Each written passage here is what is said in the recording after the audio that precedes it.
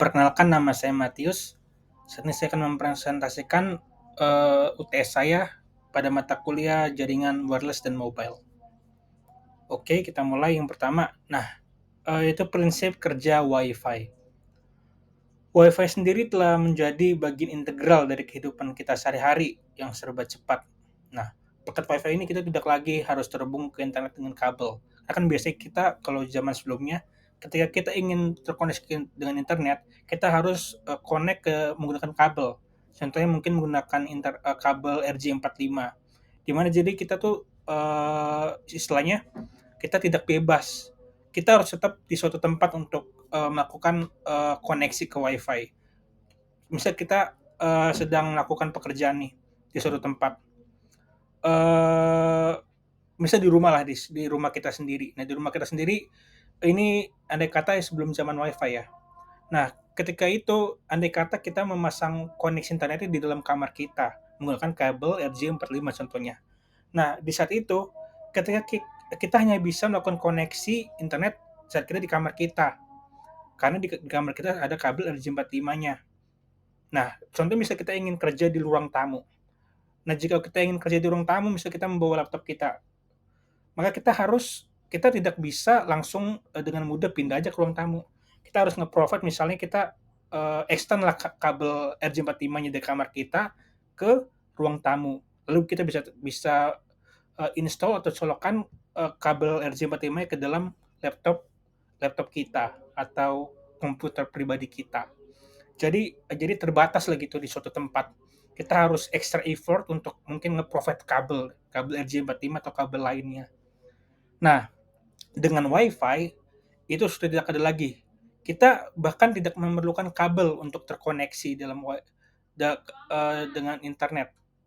Nah, tapi mungkin ada batasannya juga di mana terkadang di beberapa WiFi atau WiFi adapter kita bilang, itu ada batasan berapa jumlahnya sih yang bisa terkoneksi. Tapi itu bisa disetting juga sebenarnya. Dan ini saya pikir ini membuat kita menjadi lebih mudah lah dengan adanya WiFi. Kita bisa berpindah tempat sesuka hati kita selama kita masih ada di uh, lokasi yang tercover oleh jaringan WiFi itu. Nah, WiFi sendiri ini menggunakan gelombang radio untuk mengirimkan informasi antara perangkat kita, contoh misalnya handphone, eh, laptop, tablet, atau mungkin personal komputer yang ada WiFi adapternya, dan juga router melalui frekuensi. Nah, dua frekuensi gelombang radio dapat digunakan. Ini tergantung pada jumlah data yang dikirim. Biasanya itu 2,4 GHz dan 5 GHz. Nih, namun apa sih maksudnya? Si gigahertz ini atau hertz ini. Nah, hertz ini sebenarnya hanyalah ukuran frekuensi. Nah, misalkan kita nih sedang duduk di pantai, itu menyaksikan ombak menerjang pantai. Jadi kan nanti kita bisa dengar nih suara apa? Mungkin suara hempasan ombaknya. Nah, itu bisa disebut sebagai hertz. Jadi ukuran frekuensinya gitu. Nah, lalu jika kita mengukur waktu antara setiap tumbukan gelombang, kita akan mengukur frekuensi gelombang tersebut. Nah, 1 Hz adalah frekuensi satu gelombang per detik. Nah, sebaliknya 1 GHz itu sama dengan 1 miliar gelombang per detik. Semakin tinggi frekuensinya, maka semakin besar jumlah data yang dikirimkan per detik.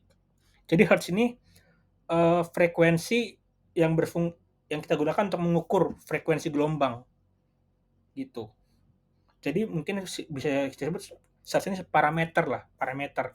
Contoh misalnya kalau kita mengukur tinggi, nah parameternya kita menggunakan misalnya sentimeter. Nah contohnya hertz juga nih, tapi bedanya hertz ini untuk mengukur satuan frekuensi, jadi seperti itu. Nah, kedua frekuensi WiFi dibagi menjadi beberapa saluran untuk mencegah lalu lintas dan intervensi.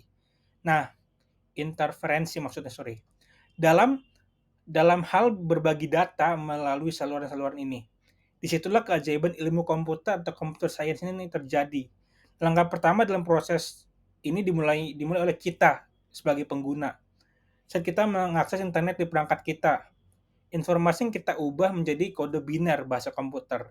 Nah, sebenarnya segala sesuatu yang dilakukan di komputer itu pada dasar kode biner, rangkaian satu atau nol. Nah, misalkan kita mencari dan mengklik sebuah artikel di Google.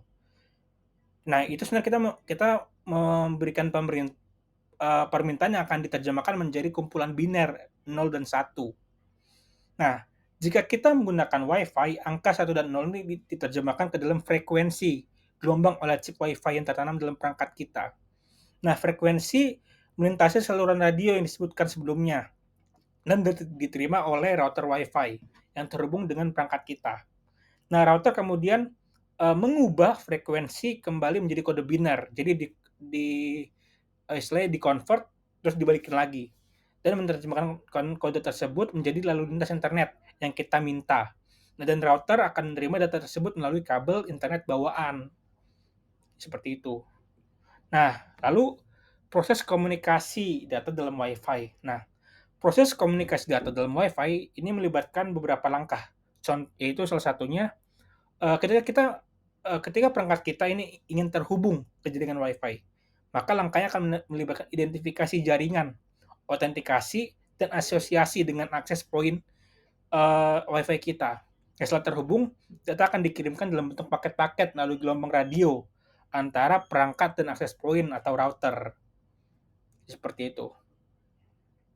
Nah, lalu apa sih parameter performansi jaringan wireless? Di sini saya provide ada 3 ya. Pertama, signal strength. Nah, ini kekuatan sinyal.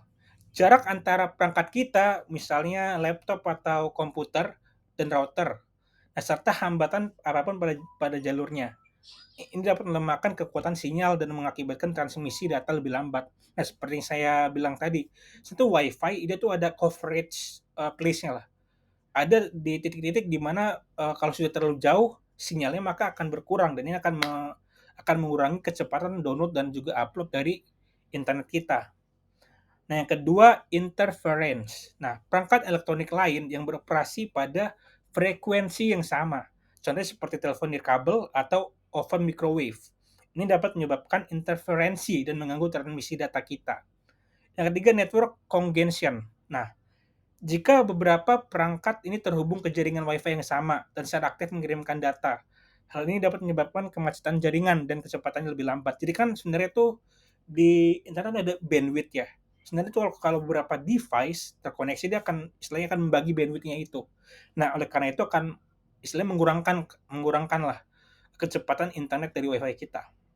Nah, tapi kalau kita misalnya ada beberapa user yang disconnect, nah nanti kecepatannya akan bertambah lagi gitu. Jadi emang ada batasannya gitu. Oleh sebab itu sebenarnya di setiap router itu ada settingan nih untuk kita nge-setting berapa sih maksimal user yang boleh connect ke dalam router kita. Nah, ini si settingan itu berfungsi untuk meminimalisir masalah network congestion ini. Nah, oke, selanjutnya pengembangan Wi-Fi sebagai basis akses internet murah. Nah, kalau ini ide saya ya. Ini mungkin saya kurang tahu apa bisa benar-benar diimplementasikan.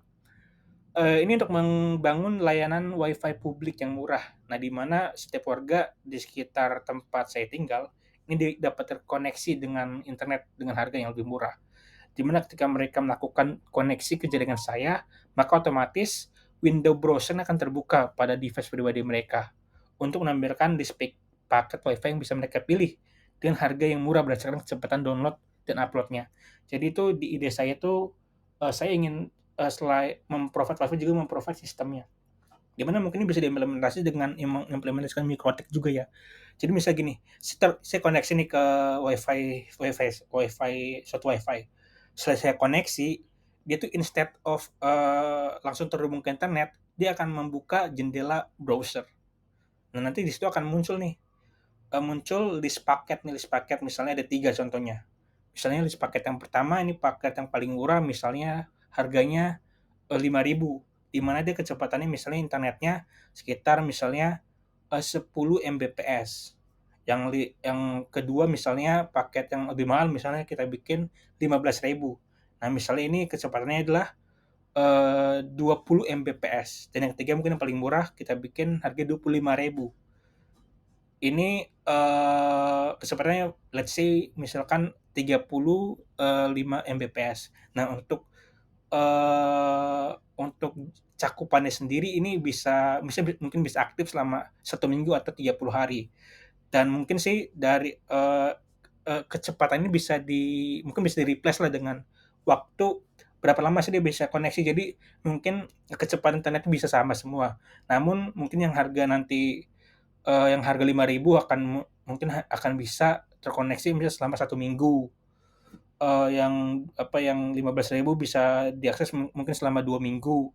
Terus yang, harganya 20 atau 35.000 mungkin bisa mengakses, dalam waktu 1 bulan. Jadi ini saya sih di pikiran saya dan saran saya ada 2 option sih.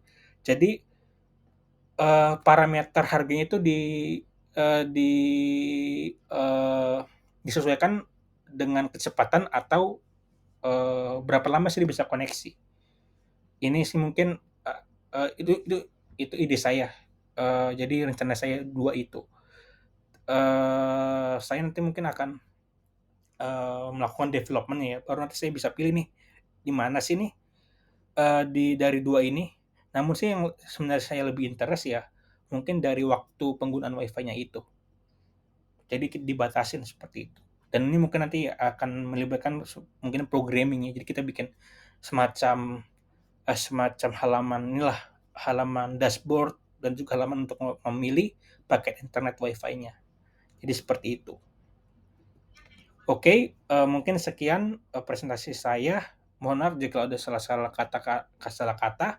Jika teman-teman ada ingin, komentar atau memberikan saran, teman-teman bisa menulisnya di kolom komentar ini ya. Dan, terima kasih.